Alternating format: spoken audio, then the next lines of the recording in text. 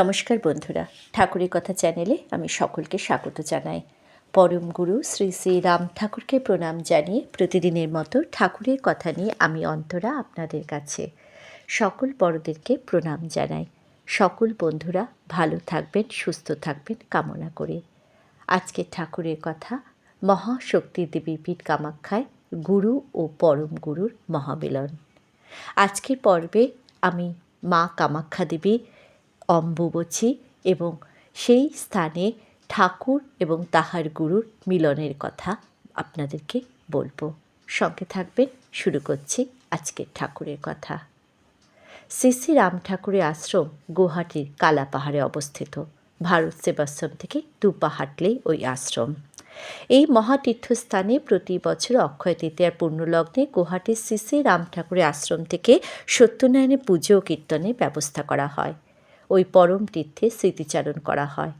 পরম মারাধ্য চতুর্থ মহন্ত মহারাজ শ্রীমৎ ভবতোষ বন্দ্যোপাধ্যায় 1380 সালে যেখানে শ্রী শ্রী ঠাকুরের প্রথম গুরুদর্শন হয়, সেই স্থানে একটি শ্বেত পাথরের ফলক স্থাপনের উদ্যোগ গ্রহণ করেন। মহারাজ স্বয়ং উপস্থিত হতে না পারলেও আমাদের পর প্রিয় মনোরঞ্জন মুখুটি দাদা এবং আরও অনেকে ওই ফলক স্থাপনের জন্য গুয়াহাটিতে যান এবং ওই কাজে সাহায্য করেন। পুজো ও কীর্তনের সহযোগে ফলক বসানো হয়। শ্রী শ্রী রাম ঠাকুর সম্ভবত মাত্র 12 বছর বয়সে গৃহত্যাগ করেন এবং অনেক বাধা বিপত্তির মধ্যে দিয়ে একসময় কামাখ্যা মন্দিরে এসে উপস্থিত হন। তিনি তার অনেক আগেই ডিঙ্গামানি গ্রামে অতীন্দ্রিয় উপায়ে দীক্ষা লাভ করেন, কিন্তু গুরুর প্রথম সাক্ষাৎ পান তিনি কামাখ্যা মন্দিরে। গুয়াহাটি থেকে 10 কিলোমিটার দূরে নীলাচল পর্বতে এই কামাখ্যা মন্দির। কথিত আছে দৈত্যরাজ নরকাসুর এই মন্দির নির্মাণ করেন। 16 শতকে ভূমিকম্পে দস্যু হানায় মন্দিরটি বিনষ্ট হয়। 1665 সালে কোচবিহারের রাজা নরনারায়ণ এই মন্দিরটি পুনর্নির্মাণ করেন। মন্দিরের শিখরটি মৌচাকের আদলে করা। মন্দিরটি কয়েকটি প্রকোষ্ঠ নিয়ে ডিম্বাকৃতি গঠনে তৈরি। প্রাচীন অসম স্থাপত্যের একটি নিদর্শন এই মন্দিরটি। মন্দির প্রাঙ্গণে একটি বড় হোমঘর আছে। মাঝে মাঝে এখানে যজ্ঞ হয়। বাইরে বলিরও প্রশস্ত স্থান আছে। মন্দিরে পূর্ব ও পশ্চিম 2টি দ্বার, চারপাশে ছোট ছোট গেট। মূলত পশ্চিম দ্বার দিয়ে ভক্তদের যাতায়াত। এই মন্দিরে দুর্গা, কালী, তারা, কমলা, উমা ও চামুণ্ডা মূর্তিতে পূজিত হচ্ছেন দেবী কামাখ্যা। লাল কাপড়ে তার দেহটা গলা পর্যন্ত ঢাকা। অষ্টধাতু দশভুজা দুর্গা মূর্তি শিবও ওই সঙ্গেই বানানো। দেওয়ালে শিব ও দশভুজা আঁকা আছে। 51 পীঠের এক পীঠ এই কামাখ্যা। এখানে সতীর যোনি পড়ে। এটা পবিত্র হিন্দু তীর্থ এবং অত্যন্ত জাগ্রত। একটু গলি দিয়ে এগিয়ে যায় দেবীপীঠ। পাহাড় ফুঁড়ে জল এসে যোনি পীঠে থই থই করছে। ফুল ও মালা ভর্তি, আর যোনিপীঠ লাল কাপড়ে ঢাকা। প্রদীপের স্বল্প আলোকে দেবী কুণ্ডে আলো আধারিতে ভক্তির মায়াজাল মনকে সঙ্গে সঙ্গে এক মহা ঐশ্বরিক শক্তির সামনে এনে দাঁড় করায়। নানা সংস্কার, ভীতি, রোমাঞ্চ, রহস্যে ঘেরা দেবীপীঠ তন্ত্র সাধনার পীঠস্থান। অম্বুবচীতে দেবী ঋতুমতী হন। সেই সময় 3 দিন মন্দির বন্ধ থাকে, কিন্তু মহা সমারোহে উৎসব অনুষ্ঠিত হয়। তখন দেশ বিদেশ থেকে ভক্তগণ এসে উৎসবে যোগ দেন। এই সময় পাঠা বলি, মহিষ বলিও হয়।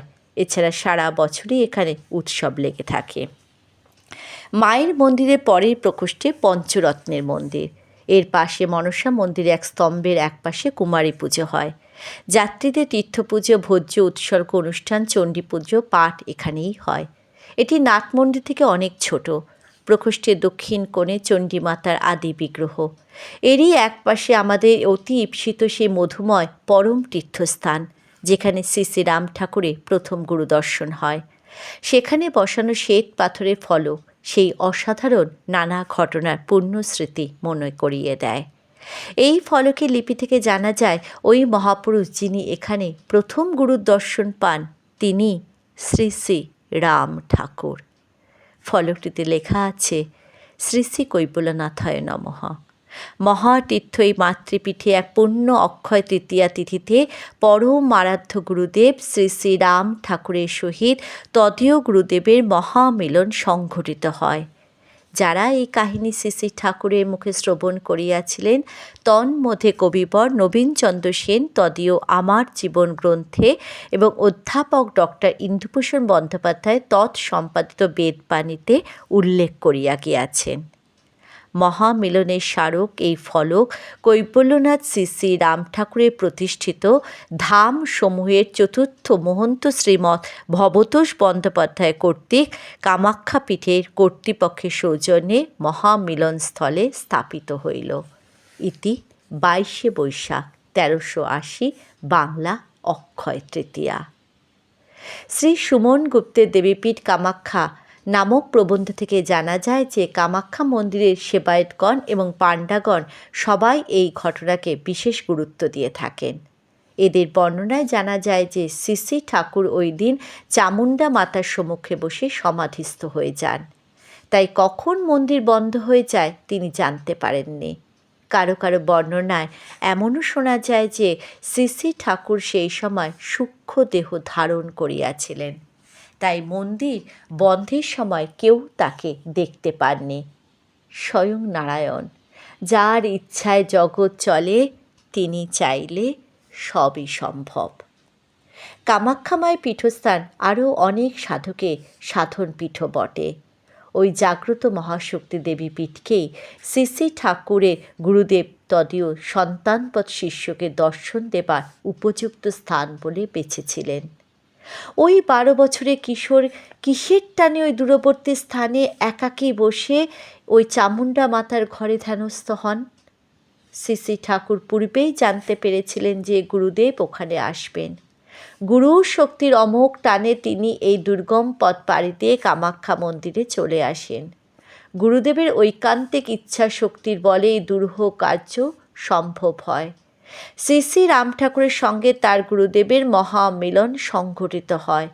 শ্রী শ্রী ঠাকুরের গুরুদেবের সঙ্গে হিমালয়ের বহু দুর্গম তীর্থ ভ্রমণ করে বহু বছর পর আবার দেশে ফিরে আসেন, তার অমৃত নামধারা জগতের মানুষের মধ্যে বিতরণ করতে, মানুষকে অমৃতময় করতে, নামের মধুর ধ্বনি প্রাণে প্রাণে সঞ্চারিত করতে। হে করুণাময়, সব সময় যেন তোমার কৃপা আমাদের প্রতি বর্ষিত হয়, নাম যেন আমরণ স্মরণে থাকে। মহাশক্তি কামাখ্যা মাতাকে জানাই ভক্তিপূর্ণ প্রণাম, শ্রদ্ধাজ্ঞ এবং প্রণাম গুরুদেবের শ্রীচরণে জানাই। জয় রাম, জয় গোবিন্দ।